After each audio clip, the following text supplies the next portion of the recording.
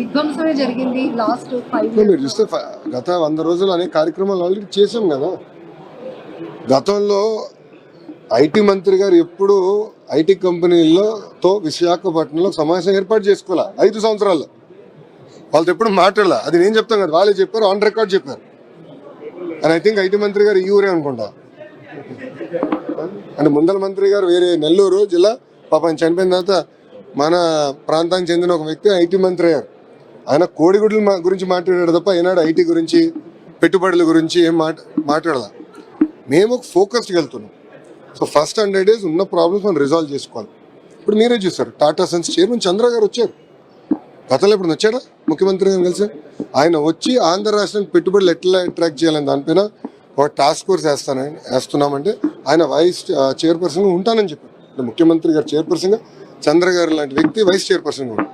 మీరు ఇప్పుడు చూడండి ఎంత యాక్టివిటీ మొదలైన కనీసం వైజాగ్ గురించి అందరూ మాడుకుంటున్నారు, ఆంధ్ర రాష్ట్రం గురించి అందరూ మాడుకుంటున్నారు. గతంలో ఎవరు మాట్లాడేవారు కాదు, ఎవరు వచ్చేవారు కాదు, ముఖ్యమంత్రి గారు ఇంటి బయటకు వచ్చేవారు కాదు. అనేక సమస్యలు ఉండేది. ఇప్పుడు చూస్తే ముఖ్యమంత్రి గారు బాగా తిరుగుతున్నారు, మంత్రులందరూ పరిగెత్తిస్తున్నారు, పారిశ్రామికవేత్తలు కూడా ఎప్పుడు రాని విధంగా ఇప్పుడు మళ్ళీ ఆంధ్ర రాష్ట్రానికి వస్తున్నారు.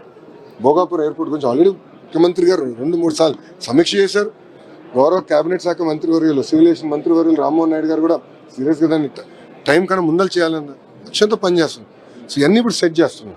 గత వైసీపీ హయాంలో ఐటీ మినిస్టర్ గారు గుడివాడ అమర్నాథ్ గారు ఆయన ఐటీ హబ్గా కూడా ఇక్కడ కొన్ని ప్లేసులు పరిశీలించాము.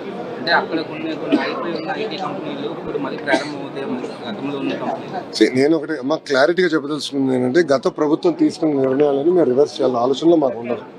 ఎందుకంటే కొన్ని 2-3 ఉదాహరణలు చెప్తా. దానికి రివర్స్ టెండరింగ్ అని రివర్స్ డ్రైవింగ్ చేశాడు గత ముఖ్యమంత్రి. దాంతో ఏమైంది, బుడమేరు బ్రిడ్జ్ కొట్టేసింది. బుడమేరులో బ్రిడ్జ్ జరిగింది.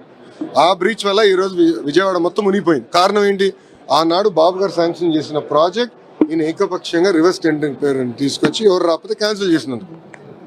సేమ్ ప్రాబ్లం టీటీడీలో జరిగింది. రివర్స్ టెండరింగ్ పేరైతే నెయ్యి ఎటు చేస్తారో మనందరూ చూసిన విషయమే కదా. సో ముఖ్యమంత్రి అనే వ్యక్తి కొంచెం ఆలోచించి, అనుభవం ఉన్న వ్యక్తి అవసరం, కొంచెం ఆలోచించి సరైన నిర్ణయాలు తీసుకున్న వ్యక్తి అవసరం. సో గతంలో జరిగిన ఏదైతే నిర్ణయాలు ఉన్నాయో కేవలం అయ్యే కాదు, అన్ని సమీక్ష చేస్తాం. కానీ ప్రజలకు ఇబ్బంది లేకుండా, పారిశ్రామికవేత్తలకి ఇబ్బంది లేకుండా ఎట్లా మనం ముందలు తీసుకెళ్ళదానిపైన మేము వెళ్తున్నాం. ఇప్పుడు మీరు అడిగారు లూలు గ్రూప్ గురించి, మీరు అడిగారు.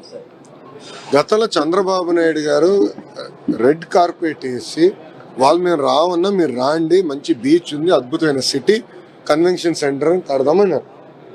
అది కానీ వచ్చి ఉంటే ఈరోజు మనకి ఈ రీజన్ అంటే ఈ ప్రాంతంలోనే అతిపెద్ద కన్వెన్షన్ సెంటర్ వచ్చేది, హోటల్ వచ్చేది, కనీసం 20,000 మంది చేశారు. ఇప్పుడు వాళ్ళు ఏమన్నారు, అఫీషియల్గా రాశారు, ఆంధ్ర రాష్ట్రం తప్ప అన్ని రాష్ట్రాలు మేము పెట్టుబడి పెడతాం. సో మాకు కూడా టైం పడుతుంది. ప్రజలు కూడా, ఇప్పుడు పారిశ్రామికవేత్తలు కూడా నేను ఒక ప్రశ్న అడుగుతున్నాను. బాబు గారు వస్తే అన్నీ బాగుంటాయి, మీరు గ్రీన్ ఛానల్ ఇస్తారు, మళ్ళీ సైకో వస్తే 5 సంవత్సరాలు మేము ఇబ్బంది పడ్డాం. రెన్యూబుల్ ఎనర్జీ సమిట్కి బాబు గారు వెళ్ళినప్పుడు అదే ప్రశ్న అందరూ అడిగారు. మీరు అన్ని బాగా చేస్తారు సార్, అన్ని సెట్ చేస్తారు, మీరు మమ్మల్ని ప్రోత్సహిస్తారు, మమ్మల్ని వెనకాల పరిగెత్తిస్తారు, మళ్ళీ పొరపాటున సైకో వస్తే మళ్ళీ మా పరిస్థితి ఏంటి? ప్రజలు కూడా గమనించాల. ఎందుకంటే ఇట్లా ఒక సైకో అనే వ్యక్తి ముఖ్యమంత్రి అయినప్పుడు రివర్స్ టెండరింగ్ పేరుతో ఆ రోజు పీపీఎల్ క్యాన్సిల్ చేసి మొత్తం గందరగోళం సృష్టించాడు. దానివల్ల ఈరోజు కరెంట్ ఛార్జీలు కూడా పెరిగినాయి, పారిశ్రామికవేత్తలు కూడా ఇబ్బంది పడ్డారు. లూలు గ్రూప్ లాంటి వ్యక్తులు ఇంకా ఆంధ్ర వేయడంలో సుప్రభావం చూపించాయో, మీరు రెడ్ బుక్ అన్నది కూడా చాలా ప్రభావం చూపించింది. ప్రజలందరూ ఒక అష్యూర్డ్ గవర్నమెంట్ ఫ్యూచర్ లో గడిచిన కాలంలో జరిగినటువంటి ప్రభుత్వాలు భవిష్యత్తులో చూడడం అనేటువంటి కాన్ఫిడెన్స్ క్రియేట్ చేసింది. ఆ రెడ్ బుక్ మీదే వాళ్ళ నారా లోకేష్ గారు ఫోకస్ ఉందా, అసలు దానికి ఎట్లాంటి విధానాలు ఉన్నాయి? రెడ్ బుక్ లో నేను రెడ్ బుక్ గురించి ప్రతి పబ్లిక్ మీటింగ్ లో మాట్లాడా. పాదయాత్ర దాదాపు 90 పబ్లిక్ మీటింగ్స్ పెట్టుకున్నా. దాంట్లో చాలా స్పష్టంగా చెప్పారు, ఏ అధికారులు వైకాపా నాయకులు చట్టాన్ని ఉల్లంఘించి ప్రజల్ని ఇబ్బంది పెట్టారో వాళ్ళు వదిలిపెట్టేదే లేదు.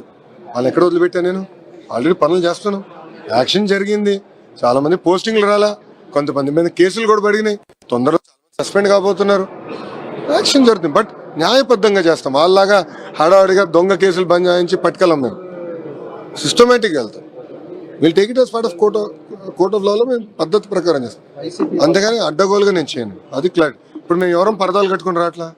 గౌరవ ముఖ్యమంత్రి గారు వస్తే చెట్లు, వైజాగ్లో చెట్లు ఎవరు నరకట్లా. మీరు గమనించండి, గత ముఖ్యమంత్రి గారు వచ్చినప్పుడు అప్పుడున్న భద్రత సిబ్బందికి ఇప్పుడు చంద్రబాబు నాయుడు గారు వచ్చినప్పుడు ఎలా ఉంది భద్రత? ఆల్మోస్ట్ 80% తగ్గించాం, ఇంకా తగ్గించమండి. మంత్రిగా నేను వచ్చినప్పుడు డిఎస్పీ గారిని పిలిచి దయచేసి మీరు లా అండ్ ఆర్డర్ డ్యూటీకి వెళ్ళండి సార్, బందోబస్తు అవసరం లేదు నేను చెప్పాను. ట్రాఫిక్ ఆపుతున్నారంటే నేను సిపి గారికి ఫోన్ చేసి సార్ దయచేసి ట్రాఫిక్ ఎవరి కోసం ఆపద్దండి, అది ముఖ్యమంత్రి గారు క్లియర్గా మాకు డైరెక్షన్ ఇస్తారు, ఎవరి కోసం ఆపద్దని కూడా చెప్పాను. సో ప్రజలకు అందుబాటులో ఉంటాం, ప్రజల సమస్యలు తెలుసుకుంటాం, మాకు ఎవరంటే ఎవరితో భయం లేదు, ఒకరు ప్రజలకు ఇబ్బంది ఉన్నట్టు తెలుసుకుంటాం, అది మాకున్న చిత్తశుద్ధి.